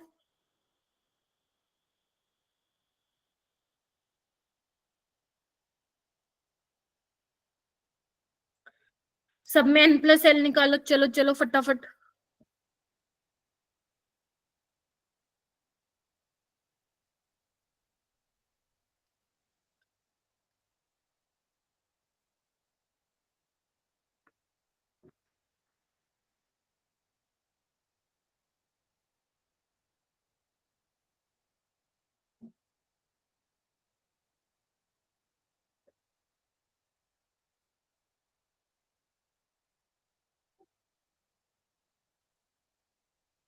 देखो सबसे कम किसकी होगी एनर्जी, देखो फर्स्ट सेकंड थर्ड या फोर्थ की, देखो फोर्थ मैम, फोर्थ की होगी। उसके बाद सेकंड की या थर्ड की? सेकंड की। सेकंड की, सेकंड की मैम, ठीक है, सेकंड की होगी। अच्छा, दोनों ऑप्शन सेम है। फिर उसके बाद थर्ड फोर्थ की मैम, और सबसे ज्यादा फर्स्ट की। निकाल लोगे, देखो सबसे ज्यादा फर्स्ट की है और सबसे कम फोर्थ की है। अब इसमें कैसे बताओगे, दोनों की सेम है तो आप चेक करो n की वैल्यू, तो n की वैल्यू 3 इसकी कम है तो सेकंड वाले की एनर्जी कम होगी। ठीक है, तो यहाँ पे आ जाएगा थर्ड वाला। इस तरीके से करना है तुम्हें क्वेश्चन सॉल्व, हो जाएंगे। Yes ma'am. हाँ मुझे थम्स अप दे दो। चलो अब आते हैं हम एक बार एनर्जी ऑर्डर में। चलो आओ, इसके लिए तुम्हें देखो ये याद है तो बहुत अच्छी बात है, वरना एक ट्रिक देखो, मैंने पहले बता भी रखी है पहले भी तुम लोगों को, एक बार दोबारा बता दे रही हूँ। इधर आओ, आपको क्या करना है, मेरा एक काम करना है, अपनी रफ नोटबुक निकालो और उसमें कुछ लिखना स्टार्ट करो। पहले लिखो 1s, लिख लिया सबने, जैसा मैं लिख रही हूँ वैसे लिखोगे। फिर लिखो 2s 2p, फिर लिखो 3s 3p, फिर लिखो 4s 4p, फिर लिखो 5s 5p, फिर लिखो 6s 6p 7 पीरियड होते हैं ना, फिर लिखो 7s 7p। इतना सबने लिख लिया तो मुझे कंफर्म कर देना। ऐसे ही लिखना जैसे मैं लिखवा रही हूँ, 1s 2s 2p, बीच में गैप भी देना है, 2s 2p 3s 3p 4s 4p 5s 5p 6s 6p note 7p 7s 7p। ठीक है, अब तुम्हारी क्या बारी आएगी, हमने s वाला लिख लिया, p वाला लिख लिया, अब d की बारी आएगी, और d की बारी हमारी आएगी 4s वाली में। तो 3d 4d 5d 6d, सारे बच्चे ऐसे ही लिखेंगे, सारे बच्चे ऐसे लिखेंगे। ठीक है, अब हमारी बात आएगी f की, और आपको पता है 3 में तो f होता ही नहीं, 4 में f होता है, तो आप वो स्टार्ट करोगे 6th वाले पीरियड से, बस इतना ध्यान रखना है। तो 4f और 5f, बस ये तुम्हें याद करना है। जल्दी से करो, तुम्हें मैं 20 सेकेंड 30 सेकेंड्स दे रही हूँ, इसको एक बार सोच लो कि मैम ने लिखवाया क्या है। 1s 2s 2p 3s 3p 4s 4p 5s 5p 6s 6p 7s 7p। आपको पता है फिर d आएगी, और आपको पता है d में 3d से स्टार्ट होता है, तो वो 4th वाली रो में आएगा, मतलब एक रो एक बाद में आएगा, 3rd वाले में मत घुसा देना। ठीक है, फिर 3d 4d 5d 6d, फिर उसके बाद आएगी f की बारी। आपको पता है 4f होता है, 3f नहीं होता है, तो 4f कहां से स्टार्ट करोगे आप, 6th वाले रो से स्टार्ट करोगे। ठीक है, बस यही तो है एनर्जी का ऑर्डर, यही एनर्जी का ऑर्डर है जो मैंने लिखवा दिया यहाँ पे। देखो यही एनर्जी तो तुम्हारी एनसीईआरटी में लिखा हुआ है ये करके, भूल भुलैया जो बनाई हुई है। देखो सबसे कम एनर्जी होगी 1s की, ध्यान से देखो, फिर होगी, बोलो मेरे साथ साथ, 2s की, मतलब 2s की उससे ज्यादा होगी, 2p की उससे ज्यादा, देख रहे हो इंक्रीजिंग ऑर्डर में लिख रही हूँ। फिर 3s, फिर 3p, 3p के बाद देखो किसकी बारी आएगी, 4s, फिर 3p 4p। यहाँ तक दिक्कत है किसी को? नहीं है। 4p के बाद किसकी आएगी, यहाँ पे लिख रही हूँ 5s, फिर 4d, फिर 5p, फिर 6s, फिर 4f, फिर 5d, फिर 6p, फिर 7s, फिर 5f, फिर 6d, और लास्ट में 7p। देख लो बेशक यही तुम्हारा बना भी रखा है, 1s 2s 2p 3s 3p 4s 3d, दिख रहा है आपको? फिर 4p 5s 4d 5p 6s, दिख रहा है? यस फिर ma'am. 4f 5d 6p 7s 5f 6d 7p। मेरे को भी सच बताओ मेरे को याद नहीं है ये, मैं तो ऐसे करके लिखती हूँ। मेन आपका कहाँ तक काम आता है, अगर मैं बहुत ज्यादा बात करूँ कि कहाँ तक ज्यादातर क्वेश्चन बने हुए हैं, तो बस यहाँ तक याद होना, जिसको 3D तक काम चल जाता है। लेकिन तुम्हें आगे भी याद कर सकते हो, क्या मुश्किल क्या है इसके अंदर, मुश्किल तो है नहीं। ठीक है, ये ट्रिक ना बड़े काम की है, इससे तुम ये भी बता सकते हो पीरियड में नंबर ऑफ इलेक्ट्रॉन्स कितने हैं, इसमें तुम ये भी बता सकते हो एलिमेंट्स कितने हैं। लिख लिया ये? Yes ma'am. चलो यस। उसके बाद हम बात करते हैं हुन्स रूल। हुन्स रूल भैया जी क्या कहते हैं? हुन्स रूल भैया जी सिर्फ ये कहते हैं कि जो तुम्हारे पास डीजेनरेट ऑर्बिटल्स होंगी, जैसे p वाली होगी, d वाली हो गई, वो कह रहे हैं जो डीजेनरेट ऑर्बिटल्स होंगी, जब तुम इलेक्ट्रॉन फिल करोगे तो पहले उसमें सिंगल सिंगल इलेक्ट्रॉन फिल करोगे, उसके बाद पेयरिंग होना चालू हो। That's it. फिर से बोलूं, वो कह रहा है कि जो डीजेनरेट ऑर्बिटल्स होंगी, what is degenerate orbital? Having जिन ऑर्बिटल्स की एनर्जी क्या होती है, सेम होती है, इक्वल होती है। तो पहले सिंगल सिंगल इलेक्ट्रॉन भरोगे, उसके बाद ही पेयरिंग करना चालू करोगे। यही क्या कहता है, हुन्स रूल कहता है। ठीक है, जैसे आप ऑक्सीजन में क्या करते हो, 1s2 2s2 2p4 करते हो, तो आप ऐसे थोड़ी ना फिल कर देते हो, ऐसे फिल करते हो क्या? ऐसे नहीं करते हो ना, तो पहले आप सिंगल सिंगल फिल करते हो, तो वो हुन्स रूल को ही तो फॉलो करते हो आप। फिर आपकी जो 4th इलेक्ट्रॉन है वो पहले में आता है। समझ आया हुन्स रूल? Yes ma'am. कुछ नहीं था Yes, इसमें। ma'am. फिर हमारी बात आती है पोलिस एक्सक्लूजन। पोलिस एक्सक्लूजन कहता है कि भाई साहब कोई भी दो इलेक्ट्रॉन का सेम 4 क्वांटम नंबर की वैल्यू सेम नहीं हो सकती। मैम ये क्या बोल दिया आपने, क्या बोला मैंने? No two electrons in an atom can have the same set of quantum number. Let's say कि मेरे पास एक ऑर्बिटल है, इसमें 2 इलेक्ट्रॉन मैंने फिल किया। अब तुम बताओ एन की वैल्यू सेम होगी दोनों में, let's say 2s 2s 2s, let's say, ठीक है। एन की वैल्यू सेम होगी 2 2, बोलो। एल की वैल्यू सेम होगी 0 0, है ना, एस वाली की बात कर रही हूं मैं। एम एल की वैल्यू सेम होगी 0 0, हाँ या ना में जवाब दो। Yes ma'am. लेकिन अगर मैं स्पिन क्वांटम नंबर की बात करूं तो एक की प्लस हाफ होगी और एक की माइनस हाफ, यानी कि 2 इलेक्ट्रॉन्स के कभी भी 4 क्वांटम नंबर की वैल्यू सेम नहीं हो सकती, यही बोला हुआ है उसने बस, ठीक है। फिर क्या बोल रहा है, एक ऑर्बिटल में मैक्सिमम 2 इलेक्ट्रॉन्स आ सकते हैं। इसका मतलब यही होगा ना, that should be of opposite spin, क्योंकि अगर मान लो सेम स्पिन के हो जाते तो चारों क्वांटम नंबर की वैल्यू सेम हो जाती, वो हो ही नहीं सकती, ठीक है। तो उसने यही बोला only 2 electrons may exist in the same orbitals and these electrons must have opposite spin। देखो फिर बोल रहा है the 2 electrons can have the same value of 3 quantum number NLML but must have the opposite spin quantum number। यही मैंने तुम्हें बताया है, ये थियोरी लिखना मत, कोई फायदा नहीं है लिखने का, if concept is clear। पानी पी लो अगर ऐसा लग रहा है, पता नहीं मैम बहुत सारा हो गया। शेप ऑफ ऑर्बिटल देख लो, शक्लें px py pz की, ठीक है, डम्बल शेप होती है, ठीक है। डी ऑर्बिटल की शेप्स हैं ये, ठीक है। ये देखो तीनों, ये देखो इन बिटवीन द एक्सिस हैं, तभी मैं बोल रही थी इनको नॉन एक्सियल ऑर्बिटल्स हैं ये, ठीक है। और ये क्या है तुम्हारी अलोंग द एक्सिस है, एक्सियल ऑर्बिटल्स है।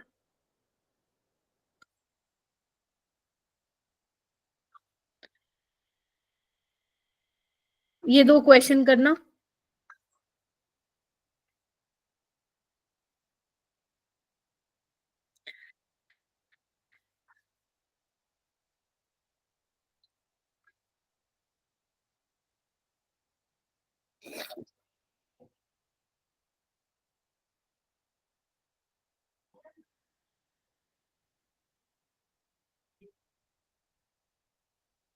वही है ये इंक्रीजिंग ऑर्डर ऑफ एनर्जी में ना n+l वाला लगा के देखना है तुम लोगों को।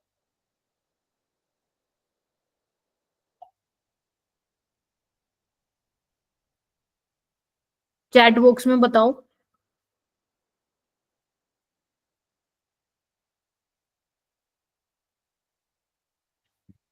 सी आएगा, ठीक है। Yes ma'am. ठीक है, मैं इसको सॉल्व नहीं कर रही हूँ, ये वाला करो।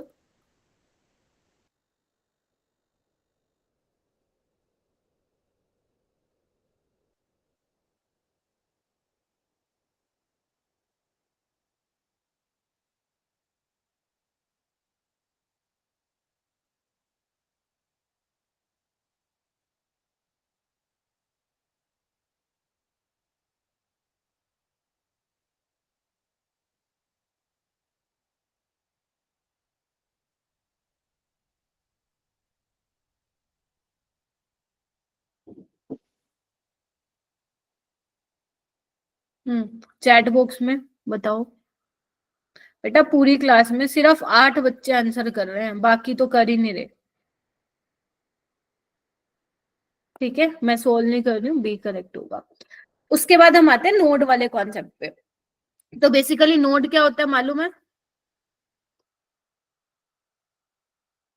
प्रोबेबिलिटी, जहाँ पे प्रोबेबिलिटी मिलने की इलेक्ट्रॉन की 0 होती है। 0 probability of finding an electron is 0। और ध्यान रखना कहीं पे भी आप अगर मान लो लेट्स से आप बताना चाहते हो कि कितनी मैक्सिमम प्रोबेबिलिटी हो सकती है मिलने की इलेक्ट्रॉन की, तो कितनी होती है 90%, ठीक है। 90% जो है मिलने की प्रोबेबिलिटी होती है, 100% आप नहीं बोल सकते हो। तो अब यहाँ पे बेटा ध्यान से देखो, यहाँ पे अब 3 चीजें पढ़ेंगे। एक हम पढ़ेंगे रेडियल नोड, एक हम पढ़ेंगे एंगुलर नोड, रेडियल नोड को हम स्फेरिकल नोड भी बोलते हैं, अगर मान लो पेपर में क्वेश्चन आ गया तो।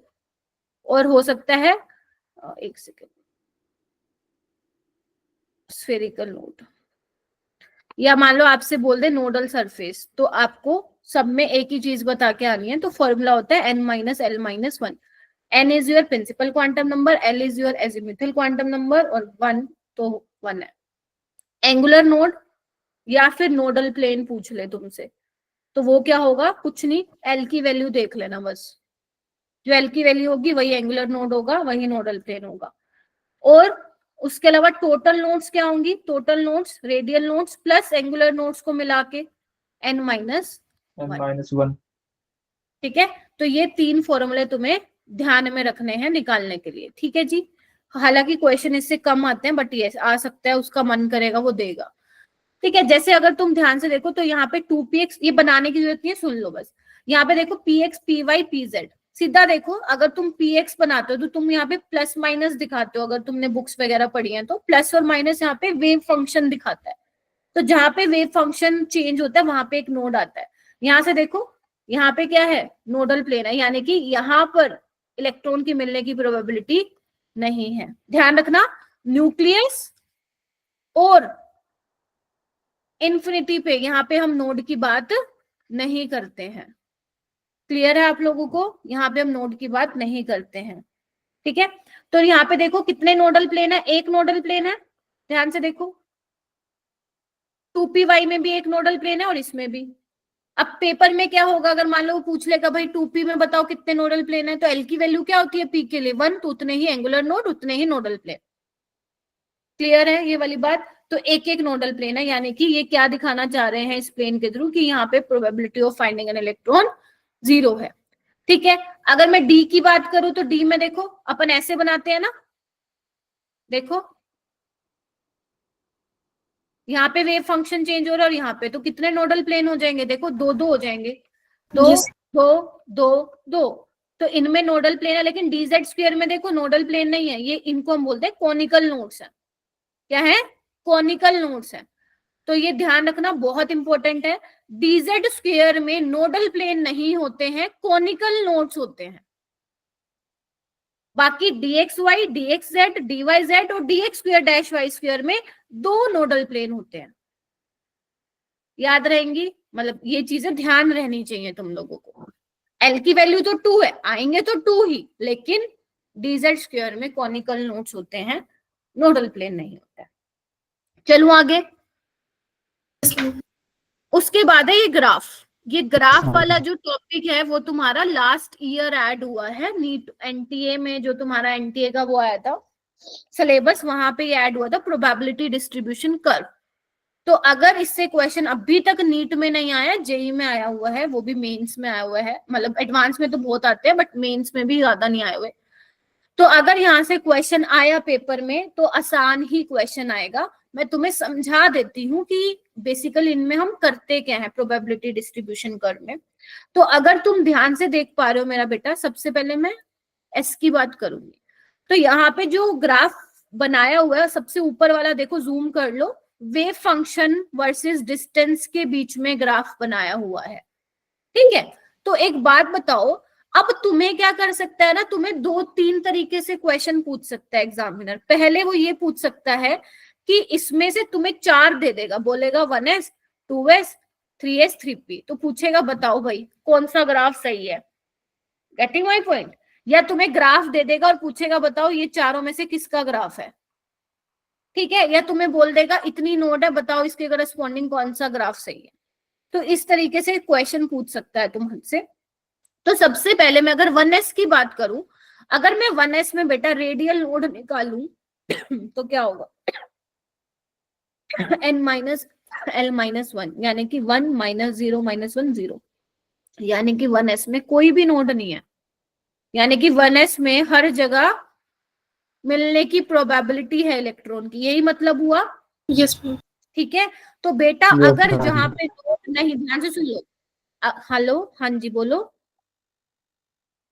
क्या हुआ अभिषेक? हाँ, जहां पे भी नोड नहीं होगी ना, वहां पे उस ग्राफ में वो कोई भी वहां पे किसी भी एक्सिस को टच नहीं करेगा। जैसे ध्यान से देखो, जो इसका ग्राफ है ना वो कुछ इस तरीके से आता है, एक मिनट, ऐसे आता है, ध्यान से देखो,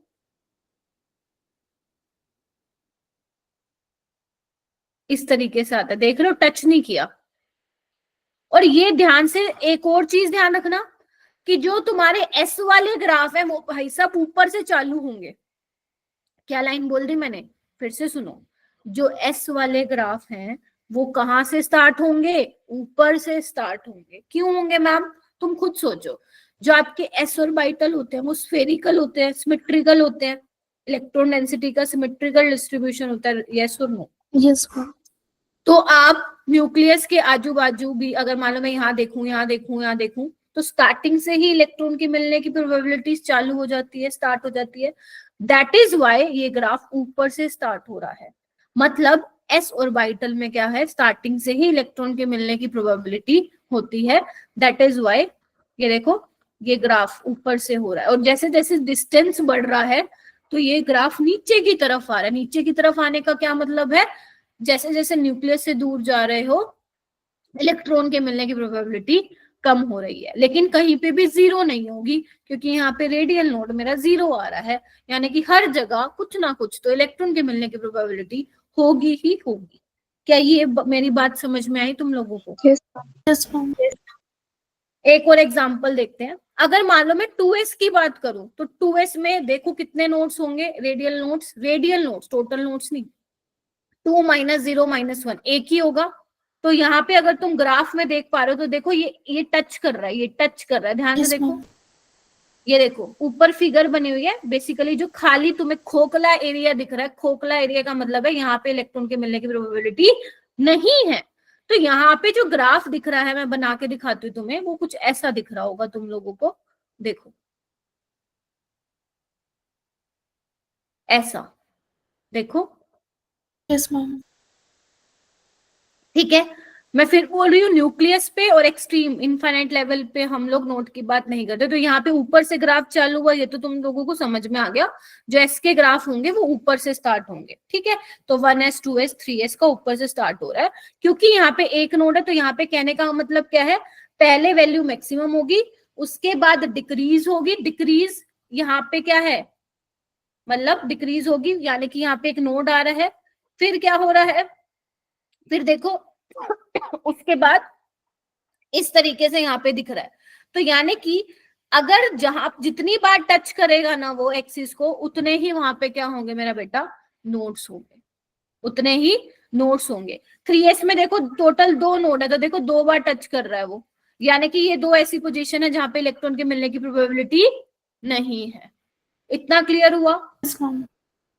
अच्छा, इसके बाद अगर मान लो मैं वेव फंक्शन का स्क्वायर ले लूं, अगर मान लो मैं प्रोबेबिलिटी डेंसिटी ले दूं, तो यहाँ पे नेगेटिव में नहीं जाएगा, जो भी ग्राफ है वो सारा पॉजिटिव एक्सिस पे होगा। देखो अगर मुझे बनाना हो 2s का तो ऐसे बनाऊंगी, देखो ऐसे, देख रहे हो, ये एक नोड है, दिख रहा है सबको, ये देखो, ठीक है। तो ये इस तरीके से है। ये जो नीचे वाला ग्राफ है, जिन्होंने 4 पाई क्या लिखा है, इन्होंने 4 पाई स्क्वायर r स्क्वायर लिखा है, वो आपका वॉल्यूम डेंसिटी है बेसिकली। ये वाले ग्राफ तुम्हें नहीं करने हैं, बस यहां तक आपको ध्यान रखना है, ठीक है। Yes ma'am. ठीक है, मैं थोड़ा सा बता देती हूँ, अगर तुम्हें ये दिख रहा है तो मैं एक बार लिख देती हूँ यहाँ पे। एक्चुअल में है क्या ना, ये अगर तुम नोटिस करो, जैसे जैसे r की वैल्यू बढ़ रही है तो यहाँ पे r स्क्वायर आ रहा है, जो तुम y एक्सिस पे ले रहे हो, तो वो भी इंक्रीज हो रहा है, देख रहे हो, देखो यहाँ पे ये भी बढ़ेगा। देखो r की वैल्यू 0 है तो देखो यहाँ से स्टार्ट हो रहा है, और जैसे जैसे r की वैल्यू कुछ तो होगी ना, तो ये देखो ये ग्राफ आ रहा है इस तरीके से। और जो ये हाइट है, ये क्या दिखा रहा है कि यहाँ पे इलेक्ट्रॉन के मिलने की प्रोबेबिलिटी ज्यादा होती है।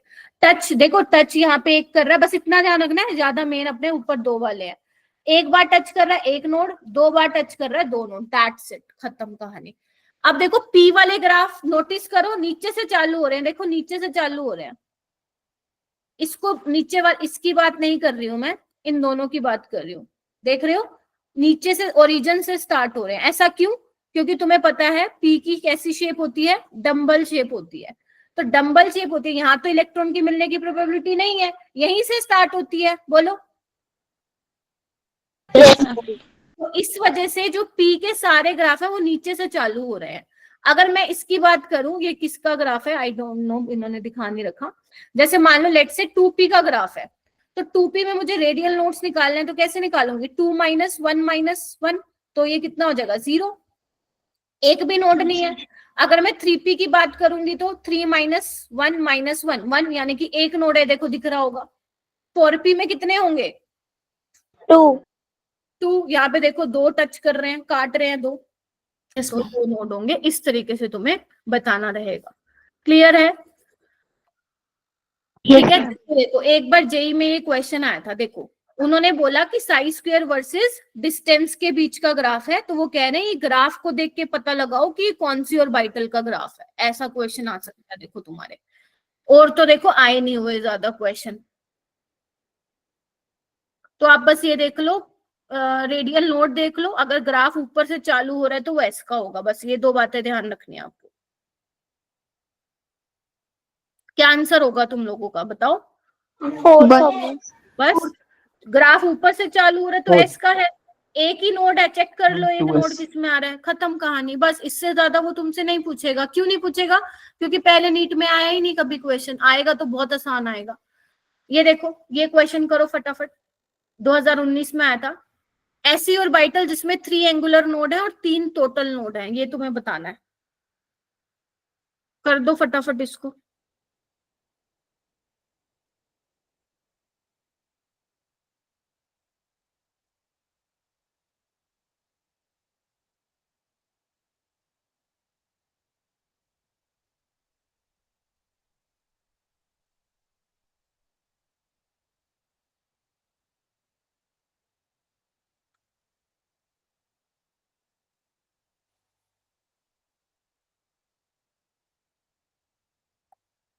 हाँ क्या आ रहा है, जल्दी बताओ।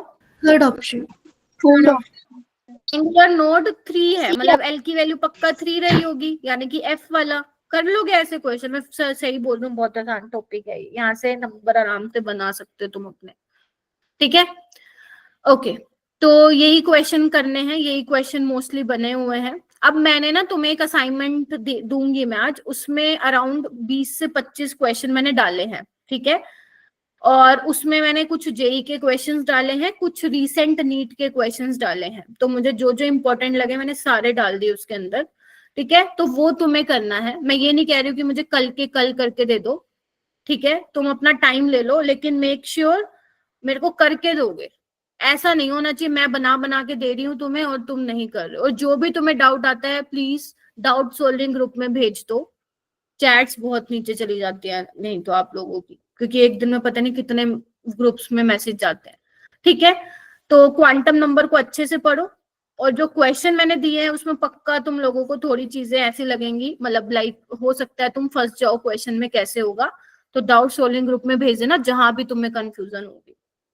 कल हम स्टार्ट करेंगे फाइनली केमिकल बॉन्डिंग। 4 लेक्चर, हम क्या पढ़ के 4 लेक्चर लूंगी इसके। इसका फजांस रूल से ही स्टार्ट करूंगी डायरेक्ट। ठीक है, तुम लोग फजांस रूल पढ़ के आना थोड़ा बहुत, ठीक है, थोड़ा बहुत करके आना स्टार्टिंग में, स्टार्टिंग का जो भी है। ठीक है, वहीं से ही मैं स्टार्ट करूंगी। तो 4 लेक्चर लेंगे अपन इसके, और उसको 4 लेक्चर में फिनिश करेंगे। ठीक है, कौन कौन से टॉपिक होंगे कल? एक तो फजांस रूल ही होगा, बाकी मैं आज बैठ के देखूंगी कौन कौन से तुम लोगों को कराने, क्योंकि सारे इंपॉर्टेंट करेंगे। कौन कौन से टॉपिक कवर करेंगे मैं बता रही हूँ। फजांस रूल करेंगे, VSCPR, hybridisation, MOT, dipole movement, hydrogen bonding. और कोई रह गया क्या? नहीं, ये 5-6 टॉपिक जो है हम इसको कवर करेंगे, यहीं से पेपर में आ जाएगा क्वेश्चन। ठीक है, चलो ठीक है बच्चों, फिर इसको कर लेना। मैम आपने सैटरडे को कौन सा लेक्चर लेने को बोला था? सैटरडे को फिर से बोलो। सैटरडे को वो एक्स्ट्रा क्लास में कौन सा टॉपिक बोला था आपने? हाँ एक, हाँ इसका मेरे को यार बता